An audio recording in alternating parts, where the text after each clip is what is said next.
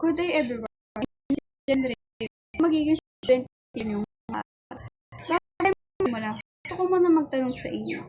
Sino sa inyo ang nakapanood na ng video na gumagamit ng mga kawayan kung mabilis ang mga kawayan para mas mabilis ang pagkakas ng mga mayo para sila matamaan pa. Siguro huli na kung ito ang isang sa Pilipinas. Simulan sa pinakasimpleng tanong, ano ba ang ibig? Isang tradisyonal na sayo na Pilipino na hango sa kilos ng isang ibon na tinatawag na tiki. Ang mga ibong ito ay kilala sa mabilis, maingat at maliksi, habang iniiwas nila ang mga bitag at ang mga paa ng magsasaka habang naglalakad sa mga palayan. Gaya ng ibon, ang mga mananayaw ay mabilis ding gumagalaw at umiiwas sa pagitan ng mga pumapalong kawayan. Saan nga ba ito nagmula? Ang sayaw na ito ay nagmula sa lalawigan ng Leyte, sa rehiyon ng Silangang Visayas. Sinasabing nagmula ito noong panahon pa ng mga Kastila, at sa paglipas ng mahabang panahon ay kumakalat na sa buong kupuluan at ngayon ay kinikilala na halos bilang pambansang sayaw ng Pilipinas. Anong mga kagamitan ang ginagamit dito? Ang pinakamahalagang gamit ay ang dalawang mahabang kawayan, karaniwang may habang 6 hanggang 8 talampakan. Ilalagay ang mga ito sa ibabaw ng dalawang maiikling troso o mas maikling kawayan upang makagawa ng tunog habang pinapalo. Kasama rin dito ang tradisyonal na kasuotan. Ang mga babae ay nakasuot ng karatsaya na may mga makukulay na borda, habang ang mga lalaki na may nakasuot ng kamisera, tersino at mga maong na pantalon. Ang mga mananayaw o karaniwang nakayapak o nagsusuot ng simpleng tsinelas para mas madaling makagalaw. Ngayon, ipapakita ko sa inyo ang pangunahing bahagi ng hakbang ng tinikling. O ipapanood ko sa inyo.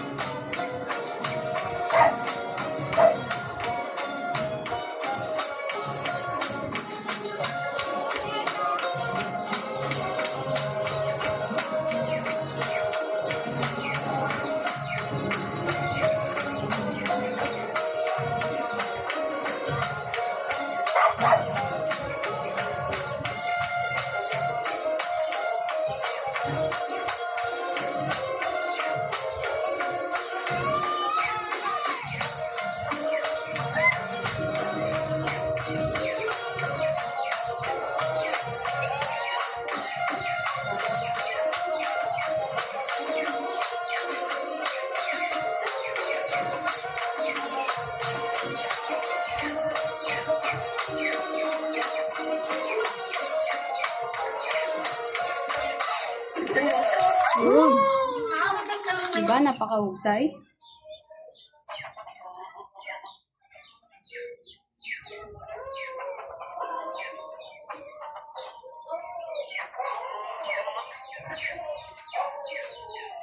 Bakit nga ba nila ito ginagawa?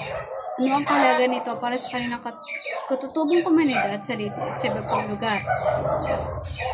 Ang tinikling ay karaniwang tinatangal tuwing may pista, pagdiriwang ng masaganing ani, o mahahalagang okasyon sa baryo.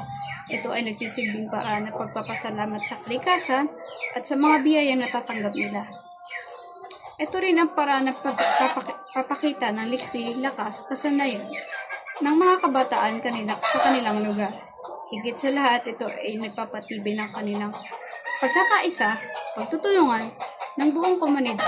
Lahat ay tumutulong, may maghahanda ng kawayan, may nagtuturo ng hakbang, at lahat ay mas nagdiriwang na magkakasama.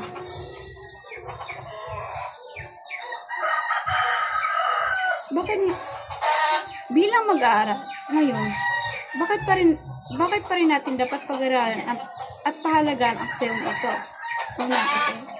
Una, ito ay mahalagang bahagi ng ating pagkakakilanlan. Ang tinikling ay kilala hindi lang dito sa Pilipinas, pati na rin sa ibang bansa bilang sumisimbolo sa ating kultura at sining. Pangalawa, pinapanatili nito ang ating kasanayan sa pamamagitan ng pagsayaw nito na ipapasa natin ang galing at kalaman natin sa mga sa susunod na henerasyon. Pangatlo, maganda rin ito para sa ating kalusugan. Pinapalakas nito ang ating hati, tuhod, at pinapabuti ang ating balanse sa koordinasyon. At nagbibigay din ng magandang enerhiya para sa ating puso at baga. Panghuli, nagtuturo ito ng disiplina at pagtutulungan. Hindi mo matatapos ng maayos ang sayaw kung hindi ka makikinig at makipagtulungan sa iyong mga kasama. Kaya naman, ang tinikling ay hindi lamang simpleng sayaw. Ito ay pamana, kasulusugan at pagkakaisa-isa na nakapaloob sa isang maganda at masiglang tanghalan. Maraming salamat sa inyong pakikinig. Sana ay may natutunan kayo sa aking mga nasabi ngayong araw. Ngunit hindi pa dito magtatapos ang ating klase dahil meron pa tayong gagawin na quiz o isang tanong at sagot ng tanong. Simulan natin. Kumuha kayo ng isang buong papel at ang inyong pangalan at section. Number 1. Anong katutubong sayaw ang ating pinag-aralan ngayong araw?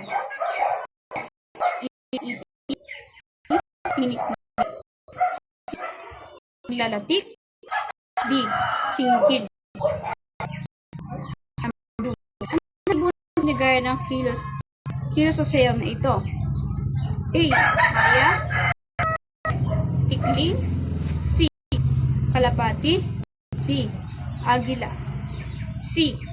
Number 3. Saan unang nagmula ang sayaw na tikling? Number 1. B. Number 1. A. Number 3. A. Binyan, Laguna. B. Suguero del Norte. C. Lalawigan ng Leyte. D. La Union del Norte. Number 4. Anong rehiyong kabila ang pinagmulan ng tinikling? C. Silangan. A. Silangan. B. Hilagang. C. Kulturang Mindanao. D. Timog Luzon. Ano ang pangunahing kagamitan na ginagamit sa sayaw na ito? A. Baon ng niyog. B. Mahabang kawayan. C. Pamaypay na tela. D. Ilaw sa baso. 6. Gaano karaniwang kahaba ang mga kawayang ginagamit sa tinikling? B. 2 hanggang 3 talampakan. B. 4 hanggang 5 talampakan. C. 6 hanggang 8 talampakan. D. 10 hanggang 12 talampakan. Number 7. Ano ang tamang pagkakasunod-sunod ng litro ng pagpalo ng kawayan? Number A. Palo isa sa isa. Palo sa lupa. Palo ulit sa isa't isa. Palo sa lupa. Palo sa isa't isa. Palo ulit sa lupa. Number C. Palo sa hangin. Palo sa lupa. Palo sa paa. Number D. Palo sa lupa. Hinto. Palo sa isa't isa. Number 8. Anong kasuot karaniwang sinusuot ng mga lalaki na mananayaw? Number A. Barong Tagalog at itim na pantalon. B. Kamisera de chino at maong na pantalon. Number C. T-shirt at maikling pantalon. Number D. Walang pang itaas at pulang pantalon. Number 9. Kailang karaniwang itinatanggal ang tinikling sa original na komunidad nito? Number 8. Tuwing araw ng kalayaan lamang. Number B. Tuwing pista, pagdiriwang ng ani at mga okasyon. Number C. Tuwing may klase lamang. D. Tuwing gabi lamang bago matulog. Number 10. Alin sa mga sumusunod ang hindi kahalagahan ng pagsasayaw ng tinikling? A. Nagtuturong disiplina at pagtutulungan. Number B. Nagsisilbing enerhiyo para sa kalusugan. Number C. Bahagi ng ating pagkakakilanlan at kultura. D. Ginagamit na paraan upang maghanap ng pagkain. Ngayon ay tapos na ang aking mga katanungan. Bibigyan ko kayo ulit ng 2 minuto para pag-isipan ng inyong mga sagutan. Bago iyon ay mag-check tayo ng inyong mga sagot.